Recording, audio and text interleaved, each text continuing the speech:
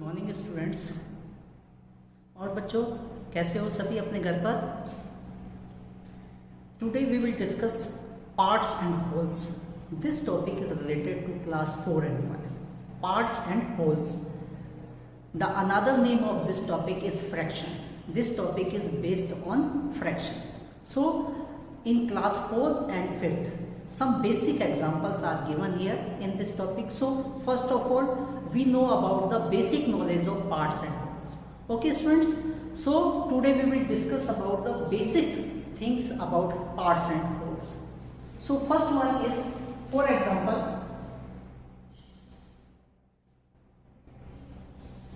this one is a rectangle. Okay, this one is a complete diagram, geometrical diagram. Okay, so it means we can say this one is the hole, this one is hole, this one is hole in the geometrical diagram. But when we divide it into different parts, when we divide it into two parts, so this one is the part of this hole, this one is also the part of this hole. All of you know, hole means तो हो गया complete, और parts mean मतलब उसके हिस्से, उसमें हमने कई हिस्से कर दिए उसके। फॉर एग्जाम्पल, अगर मैं 2 पार्ट्स करता हूँ, 3 पार्ट्स करता हूँ या 4 पार्ट्स करता हूँ, वो डिपेंड करता है अकॉर्डिंग टू क्वेश्चन। ठीक है, तो एक में होल मीन्स हो गया कंप्लीट ज्योमेट्रिकल डायग्राम। लेकिन जब हम पार्ट्स की बात करें तो हम इसको गैप में बांटते हैं। ठीक है, so there are 2 parts in there. अगर मैंने यहाँ पर एक लाइन ड्रॉ कर दी तो ये कितने पार्ट्स हो गए? 2 पार्ट्स हो गए। Okay, this one part and this also one part. Okay, now जब भी हम पार्ट को बांटेंगे तो एक चीज का विशेष ध्यान रखना है बच्चों कि दोनों के दोनों पार्ट्स इक्वल होने चाहिए। अगर हम 4 पार्ट्स में किसी भी डायग्राम को डिस्ट्रीब्यूट कर रहे हैं, जैसे फॉर एग्जांपल अगर मैंने यहाँ पे एक सर्किल ली, ओके,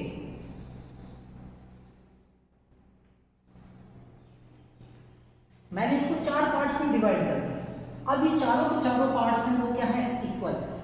चारों के चारों पार्ट्स क्या है? इक्वल है। तो मैं इन चारों पार्ट्स को शो कर सकता हूं फ्रैक्शंस के फॉर्म में। लेकिन अगर मैं किसी डायग्राम को इस तरीके से कट करता हूं तो क्या ये दोनों सेम है? नहीं होंगे ना सेम बच्चों। सो इसे मैं फ्रैक्शन के फॉर्म में नहीं लिख सकता।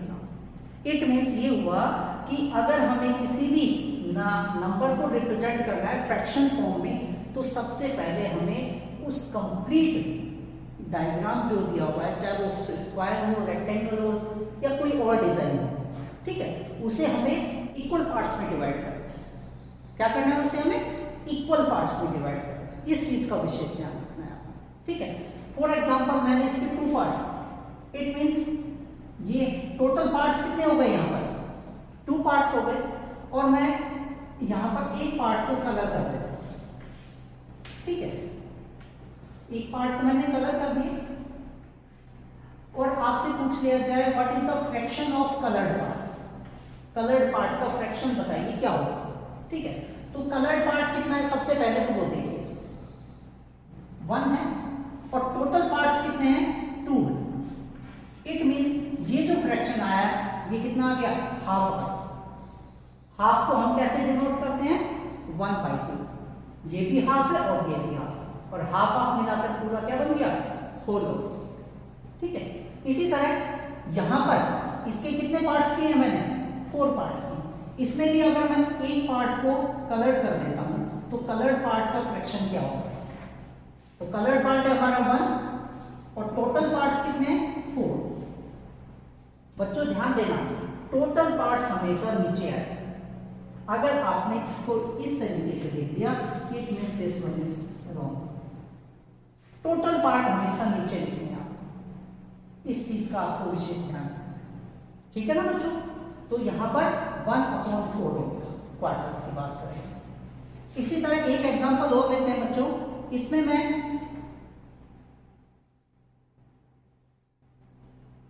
इसकी 3 पार्ट्स की है, कंप्लीट पार्ट कर दिए, 3 इक्वल पार्ट्स में डिवाइड किया। और मैंने एक पार्ट को यहाँ पर कलर कर दिया, तो what is the fraction of colour part? This one is 1/3. Okay, this one is 1/3. Okay बच्चों, अब यहाँ पर देखो, ये दोनों मैंने तीनों के तीनों नंबर फ्रैक्शन फॉर्म है. ये कौन सी फॉर्म है? Fraction form.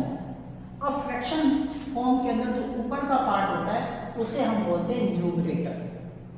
इस अपर पार्ट को हम क्या बोलेंगे बच्चों? न्यूमरेटर. और डाउन पार्ट जो होता है उसको हम क्या बोलते हैं? डिनोमिनेटर. ठीक है, याद रहेगा. Above part is numerator and bottom part is denominator.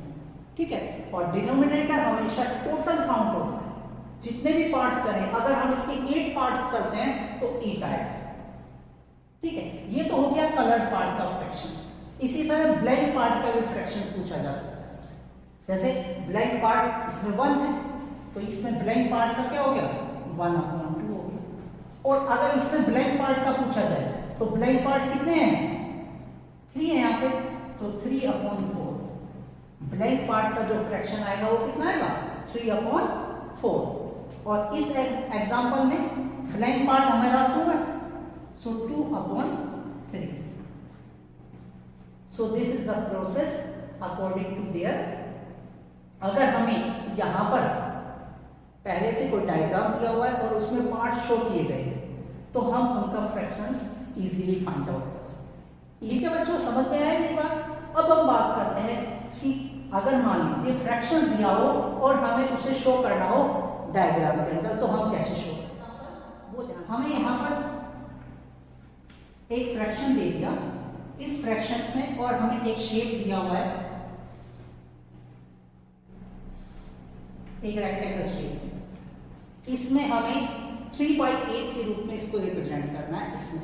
ठीक है, तो सबसे पहले हम क्या करेंगे, ये देखेंगे कि how many parts, total parts कितने हैं. तो मैं यहां पर इसके टोटल पार्ट्स कर सकता हूं.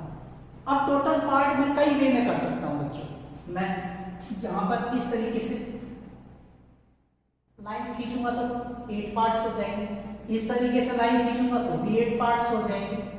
और मैं अगर क्रॉस में खींचना चाहूं तो क्रॉस में भी कर सकता हूं मैं इसको.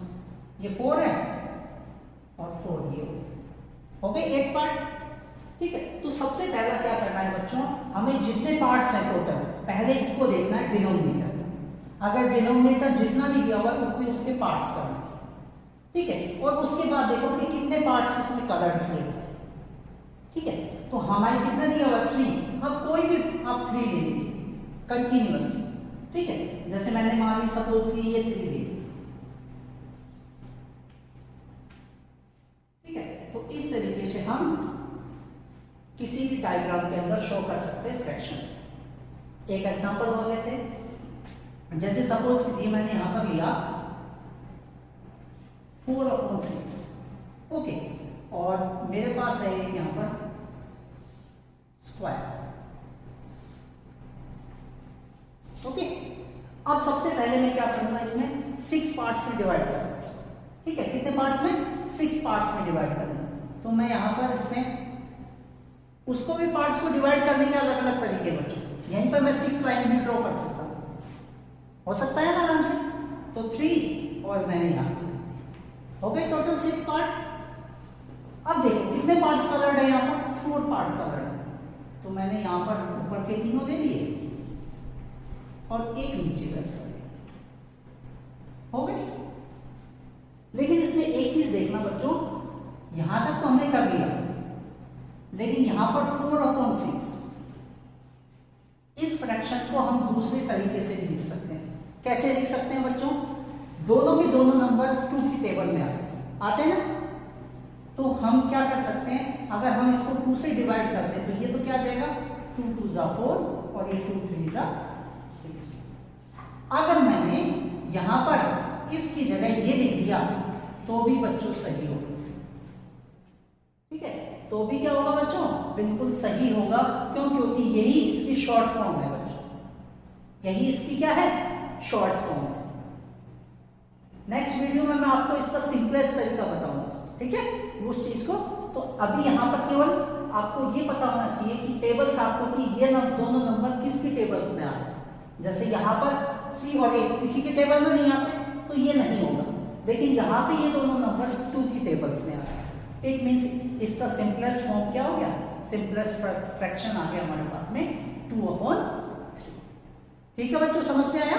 यानी हमने क्या चीज सीखी अभी, एक तो किस तरीके से हम, अगर हमें शेप दिया हुआ है उसमें पार्ट्स शो किए हुए हैं तो हम फ्रैक्शंस लिख सकते हैं, और अगर हमें फ्रैक्शन दिया हुआ है और इस डायग्राम के अंदर शो करना है तो हम उसे भी शो कर सकते हैं। ठीक है बच्चों, आई होप अच्छे से समझ में आया होगा दोनों चीजें। ठीक है, और नेक्स्ट वीडियो में हम इसके सिंपलेस्ट कैसे करते हैं और डिफरेंट टाइप ऑफ फ्रैक्शंस के बारे में डिस्कस करेंगे। ठीक है बच्चों, ओके, थैंक यू।